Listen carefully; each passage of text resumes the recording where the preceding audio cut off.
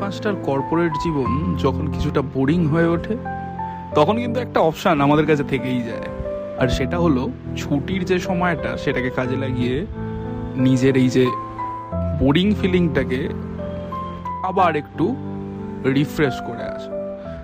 আর আমিও তাই করলাম, ছুটির সুযোগ কাজে লাগিয়ে বেরিয়ে পড়লাম জীবনের প্রকৃতি দেখার যে স্বপ্ন সেটাকে পূরণ করতে। যেমন ভাবা তেমনি কাজ, but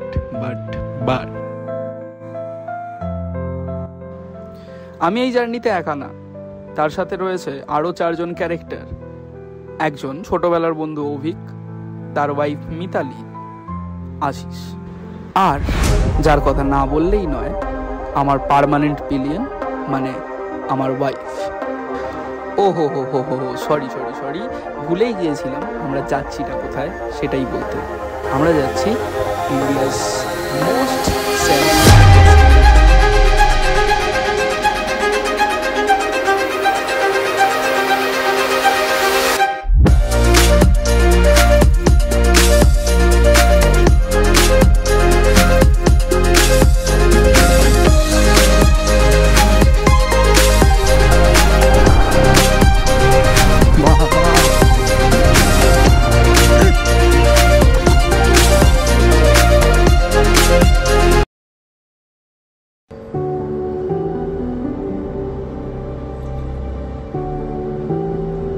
hello everyone, welcome to travelling Bong. আমি সৌরভ, আর এই ভিডিও সিরিজে আমরা দেখাতে চলেছি আমাদের যে লাদাখ ট্রিপ আমরা যেটা রিসেন্টলি করে এসেছি, সেই লাদাখ ট্রিপকে। লাদাখ ট্রিপ প্রত্যেকের কাছেই, প্রত্যেক ইন্ডিয়ানের কাছেই একটা স্বপ্নের ট্রিপ সব সময়, আর আমাদের কাছেও সেটাই ছিল। বাট আমরা এটা সাকসেসফুলি কমপ্লিট করে এসেছি, and this is not in a car. We rented bikes and we roamed around each and every places of Ladakh. যদিও উমলিংলা পাসটা বাকি রয়ে গিয়েছিল আমাদের, যেটা আমরা পরে হয়তো কমপ্লিট করব। হয়তো কেন বলছি, অবশ্যই কমপ্লিট করব কোনো না কোনো সময়ে।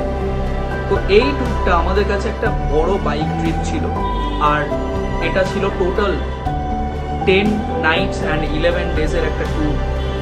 যদিও কলকাতা থেকে বাইক নিয়ে গেলে আরো ভালো লাগতো, নিজের বাইক নিয়ে যেতে পারলে আরো ভালো লাগতো, কিন্তু সেটা পসিবল হয়নি, কারণ যেহেতু আমরা জব করি তাই অতটা ছুটি পাওয়া যায় না। যতটা ছুটি পাওয়া যায় সেটাকেই ঠিকভাবে ইউটিলাইজ করে কিভাবে ঘুরে আসা যায় সেটাকেই চেষ্টা করেছি, আর সেটাকেই নিজের মতো করে প্রেজেন্ট করেছি আপনাদের সামনে।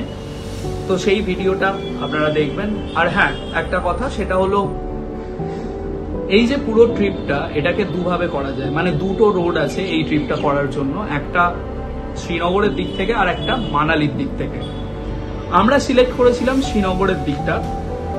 তার পেছনে একটা রিজন অবশ্যই ছিল, কারণ আমরা যারা 5 জন ছিলাম আমাদের গ্রুপে কলকাতা থেকে, তার মধ্যে সবাই আমরা বন্ধু। তার মধ্যে আমি একটু বেশি পাহাড়ের দিকে গেছি, বাকিরা অতটা যায়নি। তাই লাদাখ তো অনেকটাই অল্টিটিউডে, সেই অল্টিটিউড গেইন করার সাথে সাথে কারোর যদি কোনো শরীরের সমস্যা হয় সেটা একটা কনসার্ন ছিল। তার সাথে সাথে আরও একটা ব্যাপার ছিল, সেটা হলো অনেক ইউটিউব ভিডিও সার্চ করে এটা আমি বুঝতে পেরেছিলাম যে মানালির দিক থেকে যদি আমরা লেহের দিকে যাই তাহলে অল্টিটিউডটা হুট করে অনেকটা বেড়ে যায়। সেটা কাশ্মীরের দিক থেকে ঢুকলে বা শ্রীনগরের দিক থেকে যদি আমরা NH1 ধরে জজিলা পাস ক্রস করে ঢুকি, তাহলে সেক্ষেত্রে আমাদের ওই অসুবিধাটা ফিল করতে হয় না, অনেকটা মানে সেটা সুবিধা হয় একটা মানুষের পক্ষে কোপ আপ করে নেওয়ার পক্ষে।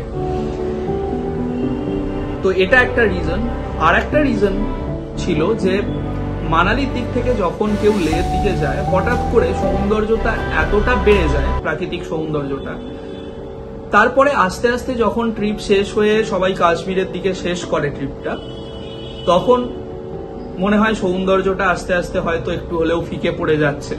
কিন্তু অন্যদিকে যদি কেউ শ্রীনগর থেকে শুরু করে মানালিতে এসে শেষ করে, তাহলে তার কাছে সেই এক্সাইটমেন্টটা বা সবসময় একটার থেকে নেক্সটটা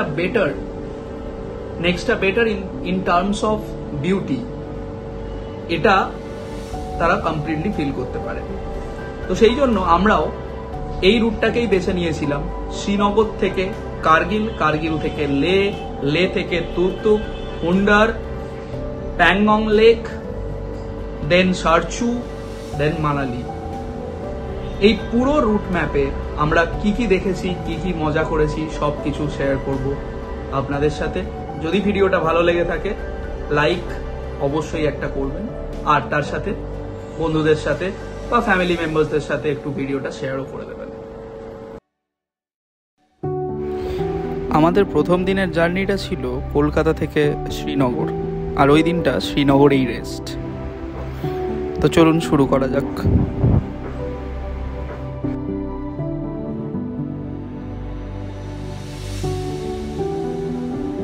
আমরা এখন বেরিয়েছি আমাদের সেই বহু প্রতীক্ষিত ট্রিপ লাদাখ, তার জন্য এখন যাচ্ছি আমরা দমদম এয়ারপোর্টে। এখন আছি ইএম বাইপাসে, এখন ক্যাব নিয়ে যাচ্ছি। এখন দেখি কতটা সময় লাগে, যদিও আমাদের ফ্লাইট রয়েছে কালকে সকাল 6:40 ছিল ফ্লাইটটা, কিন্তু কালকে বোধহয় আবার একটা সাইক্লোন আসার কথা। তো সেই জন্য এইমাত্র এয়ার ইন্ডিয়া থেকে একটা হোয়াটসঅ্যাপ মেসেজ পেলাম যে টাইমিংটা একটু এগিয়েছে। তো যাই হোক, আমরা পৌঁছে গেলেই হলো, কারণ একটা বড় ট্রিপ, তো সবারই স্বপ্ন থাকে একবার লাদাখ যাওয়ার, ঘুরে আসার। তো এই আর কি, এখন আমরা আছি ইএম বাইপাসে, যাচ্ছি heading towards Netaji Subhas Chandra international airport.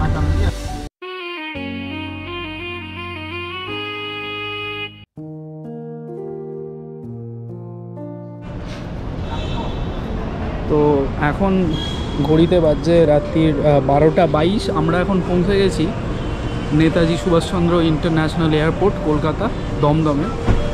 তো আমাদের ফ্লাইট তো অনেক দেরিতে রয়েছে, কিন্তু এখন আমাদের অনেকটাই ওয়েট করতে হবে। তার উপরে যদি এখন রাত্রির আকাশের অবস্থা কিছু বোঝা যাচ্ছে না, এখনও তো কোনো মানে ঝড় বৃষ্টি আসার কিছু বুঝতেই পারছি না। বাট এখন ব্যাপারটা যেটা, সেটা হলো আমাদেরকে একটু ওয়েট করতে হবে, কি আর করা যাবে।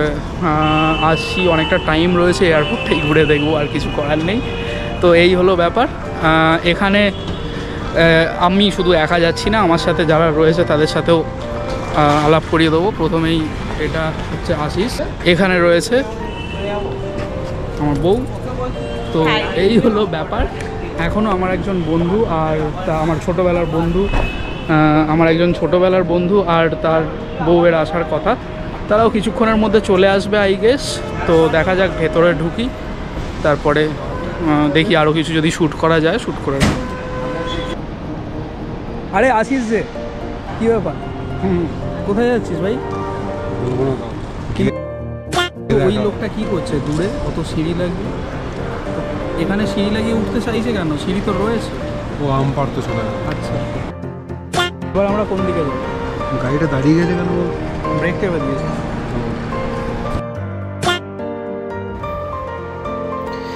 আশিসের সাথে মজা করতে করতে আমরা চেষ্টা করতে থাকি যাতে রাতটা ওইভাবে কেটে যায়, কারণ ফ্লাইট ছিল সকালে, আর আমরা কোনো রিস্ক না নিয়েই আগের দিন রাতে এসে পৌঁছে যাই এয়ারপোর্ট। এরপরে আমরা ভাবতে থাকি কিভাবে সময় কাটবে। তো শুরু হয় গল্প, মজা, আড্ডা, ঘোরাঘুরি,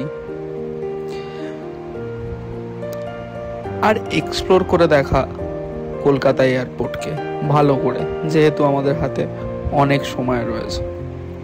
তো বিভিন্ন জায়গা ঘুরে টুরে, সমস্ত জায়গা এক্সপ্লোর করে, যত রকমের ফ্লাইটের কাউন্টার হয় সব কিছু এক্সপ্লোর করে আমরা যা হোক করে রাতটা কাটাই, এক্সাইটমেন্টটাকে চেপে রেখে।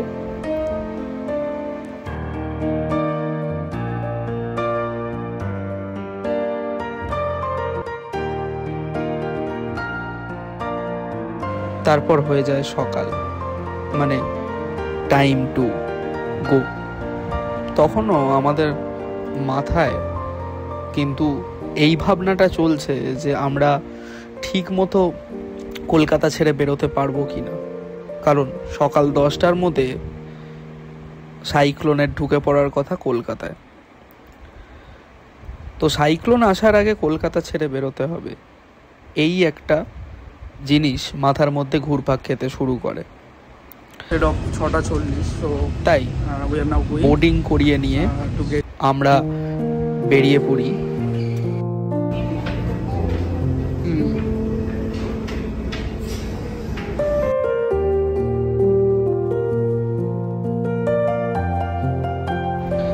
সব কিছু শেষ করে আস্তে আস্তে মেঘলা ওয়েদার, মেঘলা আকাশ সব কিছু দেখে ফ্লাইটে গিয়ে আমরা উঠে বসি। এয়ার ইন্ডিয়ার ফ্লাইট খুব একটা নতুনও নয়, বেশ পুরনো একটা ফ্লাইট, যেগুলো সিটগুলো দেখেই বোঝা যাচ্ছিল, কিন্তু যথেষ্ট ওয়েল মেনটেন্ড। আর এখানে মোটামুটি আমি একটা সাইডের সিট নিয়েই বসে যাই, কারণ এই ফ্লাইটে যেটা আমাদের কলকাতা থেকে দিল্লি নিয়ে যাচ্ছিল তাতে উইন্ডো সিট পাওয়ার, এই যে আশিসকে দেখতে পাওয়া যাচ্ছে এখানে, আশিস পেয়েছে অনেক দূরের সিট। হ্যাঁ, যেটা বলছিলাম, এই ফ্লাইটে উইন্ডো সিট পাওয়ার বা উইন্ডো সিট নিয়ে বসে কিছু শ্যুট করার সেরকম কোনো ইন্টারেস্ট আমার ছিল না, কারণ এই ফ্লাইট থেকে মানে আহামরি সেরকম কিছু ভিউ দেখতেও পাওয়া যায় না। তো আমি বসে যাই, আর আমার পাশে দুজন কাকিমাও বসে যান, তাদের সাথে কথা বলতে বলতে কেটে যায় পুরো সময়টাই। আর কথা বলতে বলতেই চলে আসে এয়ার ইন্ডিয়ার লাঞ্চ। এত সকালে কেনই যে লাঞ্চ দিয়েছে আমি জানি না, বাট লেখা ছিল লাঞ্চ, তাই আমিও বলছি লাঞ্চ। একটা দই আছে দেখতে পাচ্ছি, মাদার ডেয়ারি আম দই, এর মধ্যে কাটলারিস, এর মধ্যে কিছু একটা বান টাইপের কিছু আছে, আর এর মধ্যে রয়েছে ওকে পরোটা অ্যান্ড এগ ভুজিয়া, নাইস। হ্যাঁ, আর একটা ছোট্ট বিসলেরির জলের বোতল, নট ব্যাড। পরোটা তো আমার খেতে ভালোই লাগে, ঠিক আছে। এরপরে আমরা এসে পৌঁছাই দিল্লি এয়ারপোর্ট। দিল্লি এয়ারপোর্ট থেকে আমাদেরকে আবার একটা বোর্ডিং পাস কালেক্ট করতে হয়, আর আমাদের লেওভার টাইম ছিল মাত্র ওই 1 ঘন্টা। কিন্তু 1 ঘন্টাটা অনেক হলেও আমি মাত্র বলছি, তার কারণটা হলো আমাদের কাছে হাতে টাইম খুবই কম ছিল। দিল্লি এয়ারপোর্ট একটা খুব বড় এয়ারপোর্ট, আর এই এয়ারপোর্টে আমাদেরকে যেতে হতো টার্মিনাল 3-তে। তো আমরা টার্মিনাল 3-তে গিয়ে পৌঁছাই, এবং যেতে যেতে যতটা যা দেখা যায়, তো দেখে মনে হচ্ছিল যেন একটা শপিং মলেতেই ঢুকে পড়েছি, এতটাই সাজানো গোছানো, খুবই বড় একটা এয়ারপোর্ট। এই এয়ারপোর্ট থেকে আমরা উঠি অ্যাকচুয়াল মেন ফ্লাইটে, যে ফ্লাইটটায় আমার কিন্তু পার্সোনালি প্রচণ্ড ইন্টারেস্ট ছিল উইন্ডো সিট পাওয়ার, কারণ এটা ছিল দিল্লি থেকে শ্রীনগরের ফ্লাইট। আর দিল্লি থেকে শ্রীনগরের ফ্লাইটটা, যেটা আমি আগে থেকেই দেখতে পাচ্ছিলাম ওঠার আগে থেকেই, বেশ চকচকে এবং অনেকটাই নতুন। বাট আগের যে ফ্লাইটটা, মানে যেটায় করে আমরা কলকাতা থেকে দিল্লি এসেছি, সেই ফ্লাইটের থেকে এটা অনেকটাই ছোট ছিল। এরপরে তো টাইম মতোই ছেড়ে দেয় ফ্লাইটতেই। ফ্লাইটটা অদ্ভুতভাবে একটা স্টিপ ফ্লাই নেওয়া শুরু করে। যাই হোক, কিছুক্ষণ পর সেটা সেটেল ডাউন হয়ে যায়। বাট অবাক করার মতো জিনিস, যেটার জন্য আমরা একদমই প্রস্তুত ছিলাম না, সেটা হলো এই ফ্লাইটেও আমাদেরকে একটা কমপ্লিমেন্টারি খাবার কিন্তু দেওয়া হয়, যেটা আগে মেনশন করা ছিল না।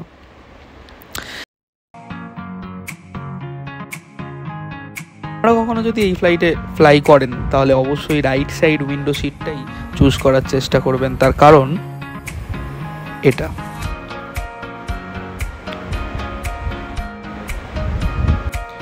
এই দৃশ্য যতই দেখছিলাম, ততই মনের মধ্যে এক্সাইটমেন্টের পারদ অন্য লেভেল রিচ করছিল।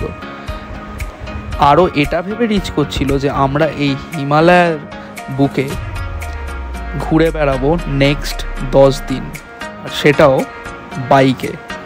এইসব ভাবতে ভাবতেই আমরা চলে আসি শ্রীনগর এয়ারপোর্ট।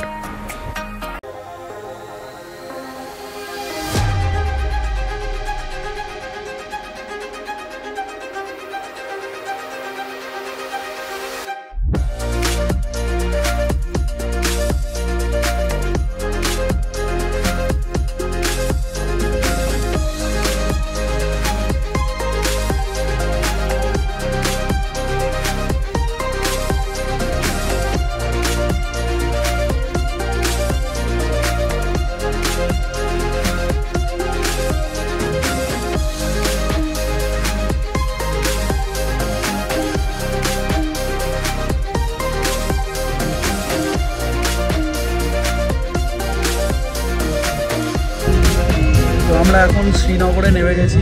শ্রীনগরে বেশ ভালোই টেম্পারেচার রয়েছে, ভাবছিলাম কিছু পড়তে টরতে হবে, কিন্তু কিছুই তো মনে হচ্ছে না। একটু ঠান্ডা হাওয়া দিচ্ছে, দূরে হালকা স্নো ক্যাপ মাউন্টেন দেখতে পাচ্ছি, বাট ক্যামেরায় সেটা দেখতে পাওয়া যাবে বলে মনে হয় না।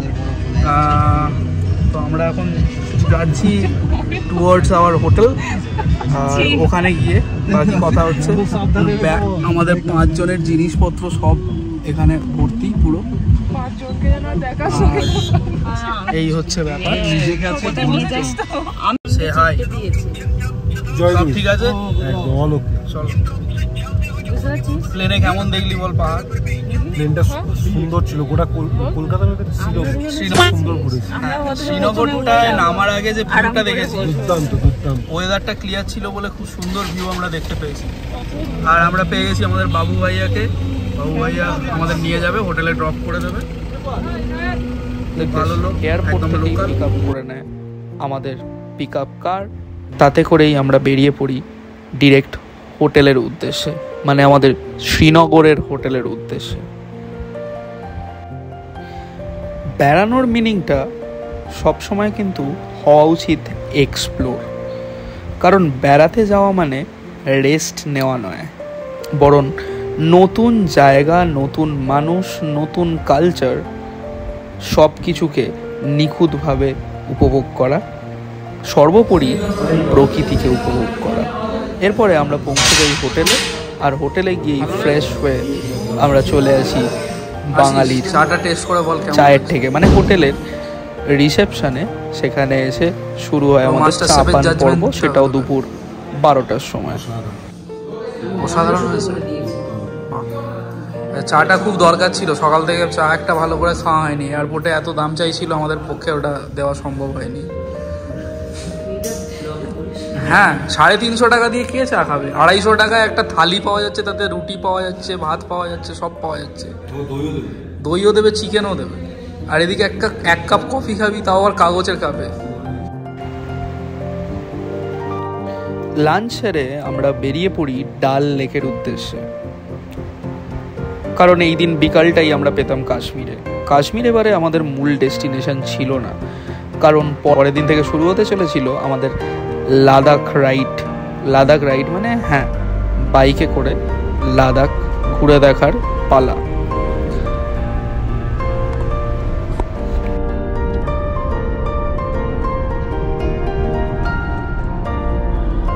ক্যাব বুক করে তাই আমরা পৌঁছে গেলাম ডাল লেকে,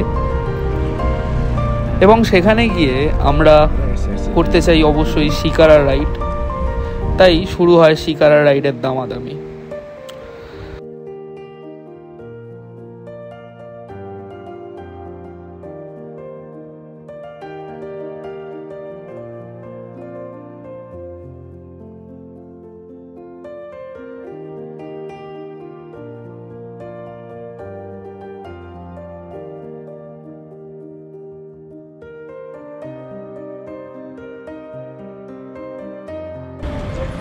আমরা এখন চলে এসেছি ডাল লেকে, মানে ডাল লেক কাশ্মীর। আমরা দেখতে এসেছিলাম যে ব্যাপারটা কীরকম। তো এখানের ব্যাপারটা কয়েকটা ক্রিটিক্যাল ব্যাপার আছে। সেটা হলো, ফার্স্ট অফ অল, গাড়ি যারা দিচ্ছে তাদের থেকে বেশ সাবধান, যে গাড়িতে করে আপনি আসছেন এই ডাল লেকে, কারণ তারা আসার পর এখানে বোধহয় শিকারা যারা চালায় তাদের সাথে একটা সেট আপ থাকে। তো তার ফলে তারা চাইবে সবসময় তাদের সাথেই কন্ট্যাক্ট করাতে, তাহলে একটা কমিশনের ব্যাপার থাকবে। এবার এখন আপনাকে বুদ্ধি করে কাটাতে হবে। আমি এবং আমরা এই 5 জনে মিলে যা হোক করে অনেক কষ্টে এদেরকে কাটিয়ে এখন নিজেরা ট্রাই করছি যদি পুরো ব্যাপারটা করা যায়। এরা বলছে নাকি এখানে 8টা পয়েন্ট রয়েছে, যে 8টা পয়েন্ট মেনলি ঘুরে দেখার, অ্যান্ড তার জন্য ওরা বলছে যে 4500 লাগবে নাকি। তা আমি জানি না একটা নৌকার ভাড়া এত হতে পারে। আমি মেনে নিলাম যে এটা একটা আইকনিক ব্যাপার, এর সাথে অনেক কিছু জড়িয়ে রয়েছে, natural beauty, everything, but still that is too much. I mean 4500 is too much. So আমি যাব এবং ট্রাই করব যে কতটা কমে করা যায়। আমার মনে হয় ম্যাক্স টু ম্যাক্স এটা 2000 টাকায় হওয়া উচিত। তাও জানি না বেশি বলছি কি না, কারণ আমরা জানি না কতক্ষণ ঘোরাবে আর কতটা ডিস্টেন্সই বা কভার করা যায়। তো যাই হোক, ভিউটা কিন্তু মারাত্মক। ভিউটা সত্যি অসাধারণ। অনেকটা দূরে একটা স্নো কাভার্ড মাউন্টেনও দেখতে পাচ্ছি, সেটা যদিও অনেকটাই দূরে।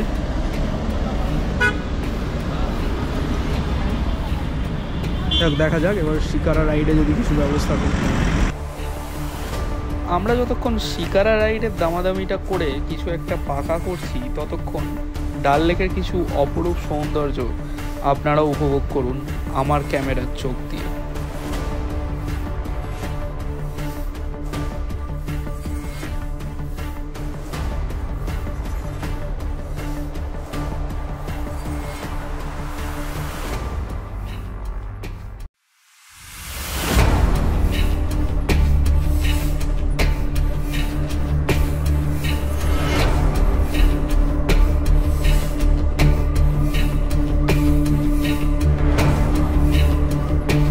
ফাইনালি আমরা অনেক দামাদামি করে 2000 টাকায় পেয়ে যাই একটা শিকারা, তাও 5 জনে মিলে। শুরু হয় সেই ঐতিহ্যবাহী শিকারা রাইড, আর দাঁড়িয়ে দাঁড়িয়ে ডাল লেকের এবং তার আশেপাশে সৌন্দর্য উপভোগ করা। এখানে আমাদের মুখ্য উদ্দেশ্য ছিল সূর্যাস্তটাকে মেনলি ভালো করে দেখার, তো সেরকমই চলতে থাকে প্ল্যান। কিন্তু শিকারা ছাড়তেই চলে এলেন এনারা, মানে ওনাদের পসরা নিয়ে বিভিন্ন রকমের খাবার, বিভিন্ন জুয়েলারি। কিন্তু আমাদের এই রাইড থাকার কারণে আমাদের এমনিতেই খুব মেপে জিনিসপত্র নিয়ে বেরোতে হয়েছিল, তাই কিছু না কিনাই ওনাদেরকে ফিরিয়ে দিতে হলো আমাদের।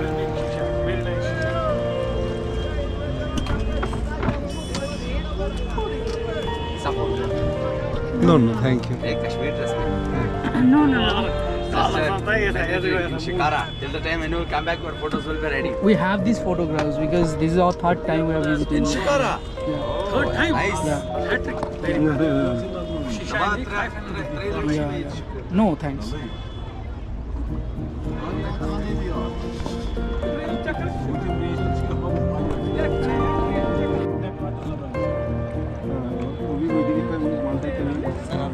অন্যদিকে সাঁতার না জানা আমি উঠে তো পড়েছিলাম শিকারায়, কিন্তু শিকারার আনস্টেবিলিটি আমাকে অ্যালার্ট করে রেখেছিল সবসময়।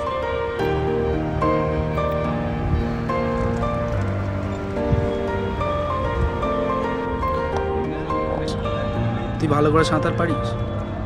আমি নিজের মতো বাঁচতে পারবো, বাকি কাউকে নিয়ে বাঁচতে পারবো না। তোকে বাঁচাতে বলছি না, তুই নিজেকে কি বাঁচাতে পারবি? আমি নিজেকে বাঁচাতে পারবো সত্যি? ঠিক আছে, খুব ভালো, কিন্তু আমি সাঁতার পারি না। ভয়েতে মাইকেল ফেলপস। আমার অরিজিনাল নামটা আশিসের পায়ে লেগে গিয়েছিল বলে মাইকেল ফেলপস এতগুলো সোনা পেয়েছে, নাহলে পেত না, তাই তো?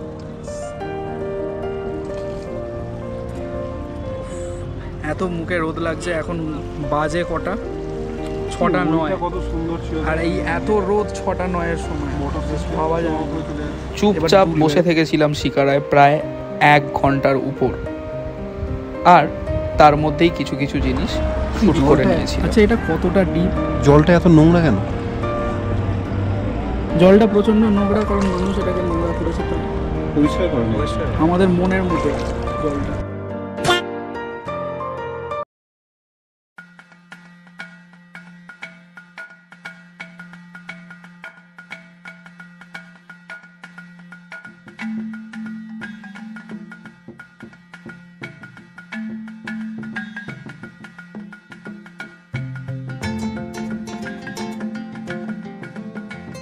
সাথে সাথে দিনটাও শেষ হয়ে আসে, আর সাথে প্রথম দিনের কাশ্মীর দেখা এবং শিকারা রাইড।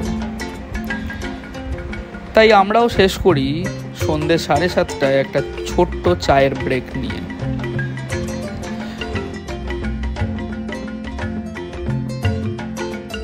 তো সূর্যাস্ত আর ডাল লেকের অ্যাডভেঞ্চারাস শিকারা রাইড আমার জন্য তো অ্যাডভেঞ্চারাস, কারণ আমি সাঁতার জানি না। তার সাথে ডাল লেকে যখন শিকারা রাইড চলছিল বারবারই আমার মনে হচ্ছিল কেন জানি না যদি ডুবে যায় কি হবে। যেহেতু সাঁতার জানি না সেই জন্যই হয়তো মনে হচ্ছিল। যাই হোক, তো এই শিকারা রাইড ছেড়ে আমরা যখন চা খেয়ে ফাইনালি হোটেলের উদ্দেশ্যে আবার রাত্রে রওনা দিই, তখন আর বিশেষ কিছু শ্যুট করা হয়নি। তার একটা কারণ ছিল, সেটা হলো রাস্তায় প্রচন্ড জ্যাম ছিল। যে রাস্তাটা আমরা সকালে যাওয়ার মানে দুপুরে বা বিকালের দিকে যাওয়ার সময় আধ ঘন্টা বা 40 মিনিট সময় লেগেছিল, সেটা আমাদের ফিরতে প্রায় লেগে যায় 2 থেকে 2.5 ঘন্টা। আর আমরা ফিরে আসি প্রায় 9:30 নাগাদ হোটেলে।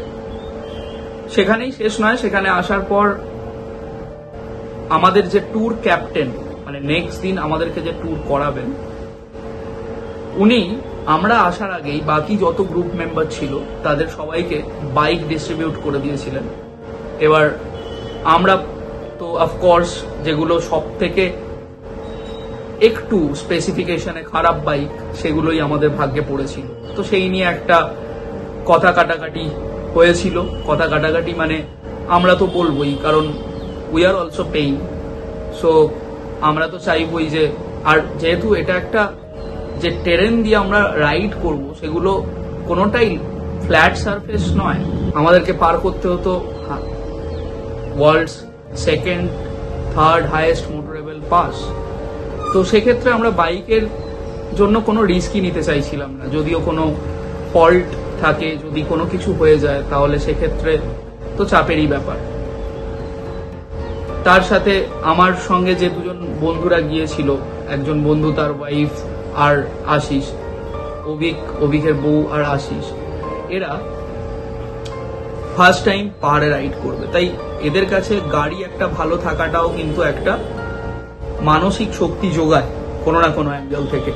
প্রথম থেকে যদি এই জিনিসটা মাথার মধ্যে ঢুকে যায় যে আমি যে বাইকটা নিয়ে রাইড করতে যাচ্ছি সেই বাইকটা অতটাও ভালো না, বাকিদের তুলনায় একটু খারাপ, তাহলে সেটা একটা প্রথমেই কনফিডেন্সটাকে লো করে দেয়।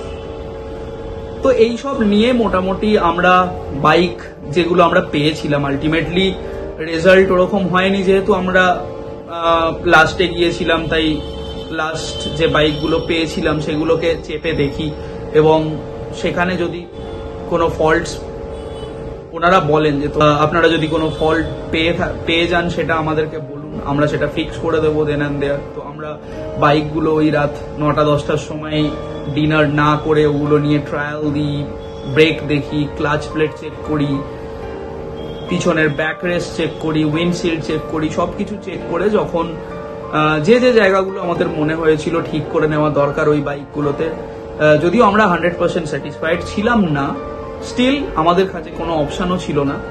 তো আমরা তখন যে যে ফল্টসগুলো দেন অ্যান্ড দেয়ার পাই সেগুলো মেকানিক, তবে হ্যাঁ এটা অবশ্যই বলা উচিত যে মেকানিক রাত 11:30 পর্যন্ত ওই ঠান্ডার মধ্যেও কাজ করেছিল এবং ঠিক করে দিয়েছিল বাইকগুলো। তারপরে আমরা ডিনার করি, ডিনার করে ঘুমিয়ে যাই অ্যাজ ইউজুয়াল, কারণ তার পরের দিন থেকে শুরু হতে চলেছিল আমাদের actual adventure, the Ladakh trip, the dream trip of every Indian. Next এপিসোডে আমরা দেখতে চলেছি অ্যাকচুয়াল বাইক রাইড, আর সেটা হবে কিন্তু মোটো ব্লগিং সেটআপে। Till then, stay tuned. জয় হিন্দ, বন্দে মাতরম।